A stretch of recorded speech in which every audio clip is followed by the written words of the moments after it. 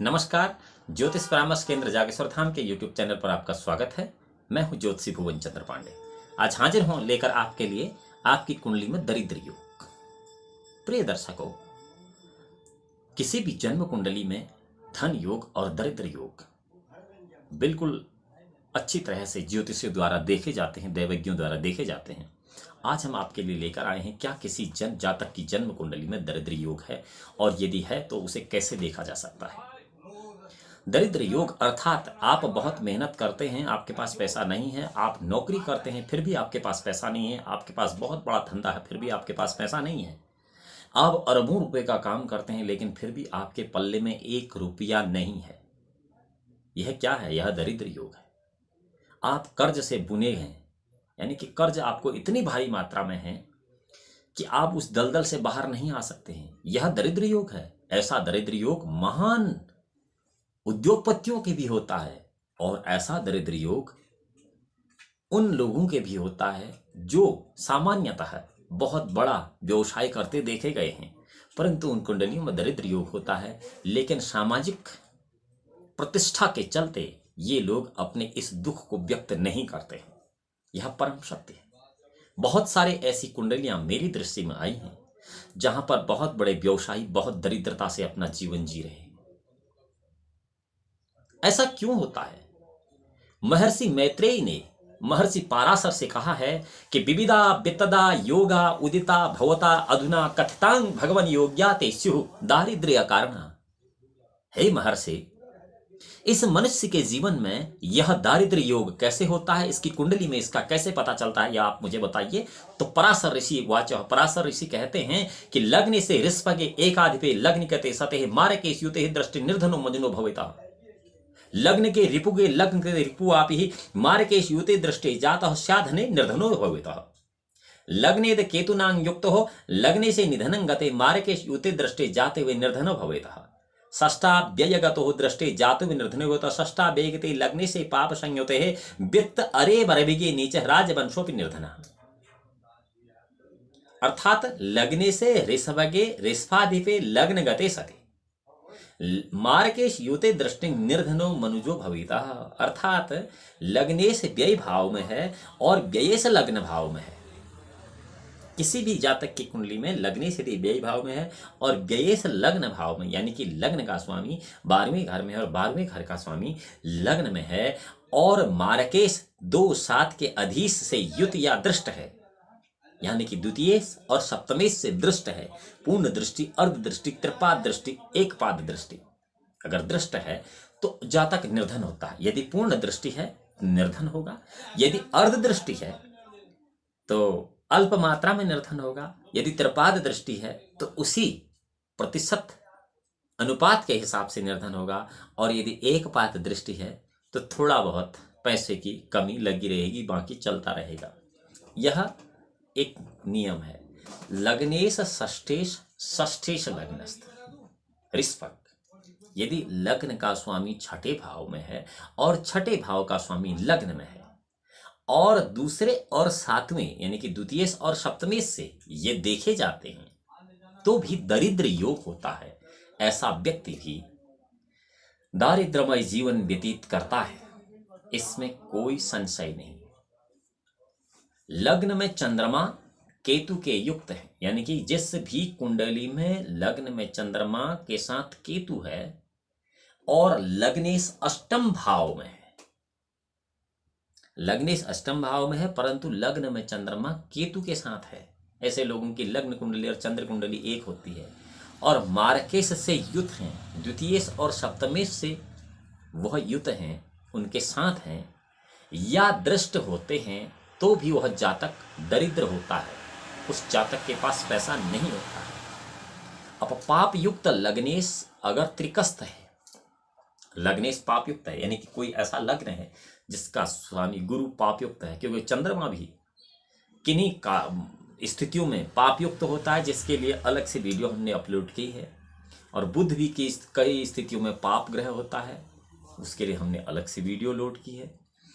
तो अगर पापयुक्त लग्नेश त्रिक स्थान में है, 6, 8, 12 भाव में है, वित्तेश धनेश जो है वो छठे भाव में है, और छठे भाव में भी वो नीच का है, तो ऐसा जातक महादरिद्र होता है, उसके पास धन कतई नहीं होता। पापयुक्त अगर लग्नेश है और वह पापयुक्त लग्नेश अगर छठे, आठवें या 12वें भाव में बैठा है, वित्त यानी कि धन का स्वामी अगर छठे भाव में बैठा है और वह भी नीच का है, तो ऐसा राजवंश में उत्पन्न जातक भी दरिद्र हो जाता है। त्रिकेश युक्त अर्थात 6, 8 और 12वें भाव का स्वामी कहीं भी लग्नेश के साथ बैठा है, 6, 8, 12 का स्वामी कहीं भी लग्नेश के साथ बैठा है, और यदि शनियुक्त है, शनि भी उनके साथ, शनियुक्त माने शनि के साथ बैठा है, और किसी शुभ ग्रह से दृष्ट नहीं है, तो भी जातक महादरिद्र होता है। पंचमे षष्ठस्थ यानी कि 5वां छठे में और छठा 5वें में ग्रह, छठा ग्रह है 5वें भाव में और 5वें भाव का ग्रह छठे भाव में है, और द्वितीय और सप्तमी से फिर दृष्ट है, तो जातक दरिद्र होता है। पाप ग्रहे लग्न गते राज्य धर्माधिपो बिना मार के योते दृष्टे जातस्या निधनो नर। त्रिकाधिपा यत्र भावे तदिशा त्रिकेश ततः क्रूर छित युताश्च जातो दुखी च निर्धनः। चंद्रकांत्र बनाम अंशो मारकेश युतो यदि मारक स्थान को वापी निर्धनो जाए तो भवित। अर्थात नवमेश दशमेश के अतिरिक्त पाप ग्रह लग्नस्थ हो, नवमेश और दशमेश अगर पाप ग्रह तो वो उतना घातक नहीं है, क्योंकि ये धर्म कर्म के भाव हैं। लेकिन नवमेश और दशमेश के अतिरिक्त अगर कोई पाप ग्रह लग्नस्थ है और उस पर द्वितीयेश या सप्तमेश की दृष्टि है, तो भी जातक निर्धन होता है। त्रिकेश यानी कि 6, 8, 12 इनका मालिक जिस भाव में बैठा है, यदि वो भी त्रिकेश है,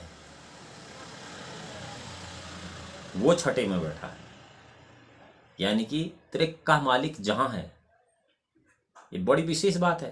त्रिक भाव का स्वामी जहां बैठा है, उसका स्वामी अगर त्रिक भाव में बैठा है, त्रिक भाव का स्वामी जिस भाव में बैठा है उस भाव का भी तो एक स्वामी है। अगर उस भाव का स्वामी त्रिक में उल्टे बैठा है, इसको इंटरकनेक्शन हम कहते हैं, अगर है तो भी जातक अत्यंत निर्धन हो जाता है। अब भावेश क्या है? किसी भी भाव का जो स्वामी है वह भावेश है। 6, 8, 12 का मालिक जहां भी बैठा है, जिस भाव में बैठा है, उसका मालिक यदि 6, 8, 12 में है, तो वह महादारिद्र बना देता है। प्रिय दर्शकों, ये तो थे कुंडली में महादरिद्र योग, कि इन योगों में कोई भी जातक दरिद्र जीवन व्यतीत करने पर बाध्य होता है, क्योंकि आधान काले कमलोद भवेनं वर्णावली धाल भाल तलांतराले या कल्पिता पश्यति दैव्यताम होरा गमज्ञान विलोचने। जन्म के समय में भगवान ब्रह्मा ने आपके ललाट में जो लिख दिया उसको कोई मिटा नहीं सकता, लेकिन इन वैदिक गणना के हिसाब से इन्हीं के अनुरूप इन ग्रहों का निदान करके आप इससे अवश्य छुटकारा पा सकते हैं। अब आपको बता देते, यदि किसी जातक की कुंडली में या आपकी कुंडली में यदि दरिद्र योग है, तो आप इस दरिद्र योग को कैसे बदल सकते हैं। आपको इस दरिद्र योग को बदलने के लिए 2 ग्रहों को हमेशा ठीक करना पड़ता है। उसमें होता है पहला मंगल और दूसरा शुक्र। जिस जातक ने, जिस व्यक्ति ने मंगल और शुक्र को ठीक कर लिया, उसे कभी धन की कमी नहीं हो सकती और अपने दरिद्र योग को बदल सकता है। अब इस दरिद्र योग को बदलने के लिए 2 प्रकार के मंत्र हैं, जिन 2 मंत्रों का जाप प्रत्येक जातक को दरिद्र योगों को खत्म करने के लिए अवश्य करना चाहिए, और इन दोनों मंत्रों का उपयोग करने के बाद इनका हवन मार्जन तर्पण भी अवश्य कर लेना चाहिए। बहुत अच्छा सा मंगल का वैदिक मंत्र है, ओम अग्निमूर्धा दिवह ककुतपति प्रथव्यांग एमपाग्वंगरेता ग्वंशी जिनवती। और उसी प्रकार वैदिक मंत्र शुक्र कायो मन्नाथ परस्तोरसम ब्राह्मणाम वेदपतंग क्षत्रंग पयंग सोमम प्रजापति रीतेन सत्यमिंद्र विभाग में शुक्र मंदस्य इंद्रस्य इंद्रमिदंग पयो मृतंग मधु। इन दोनों मंत्रों का यदि आप यथा संख्या, जितनी उचित संख्या है यथोचित संख्या में जाप करें, उसका दशांश हवन, दशांश मार्जन, दशांश तर्पण करें, तो निसंदेह आपकी जन्म कुंडली का जो दरिद्र योग है वह बदल कर धन योग में परिवर्तित हो जाएगा और आप अपने जीवन को बहुत सुचारू रूप से चला पाएंगे। प्रिय दर्शकों, आज हमने बताया कि जन्म कुंडली में दरिद्र योग और उसका समाधान। अब अगर आपको यह वीडियो अच्छी लगती है तो आप इस चैनल को सब्सक्राइब कर सकते हैं, लाइक कर सकते हैं, बेल आइकन का बटन दबा सकते हैं ताकि आपको ऐसी जानकारी जल्दी से जल्दी शीघ्र प्राप्त हो सके। भगवान भोलेनाथ आपका परम कल्याण करें। तब तक के लिए नमस्कार।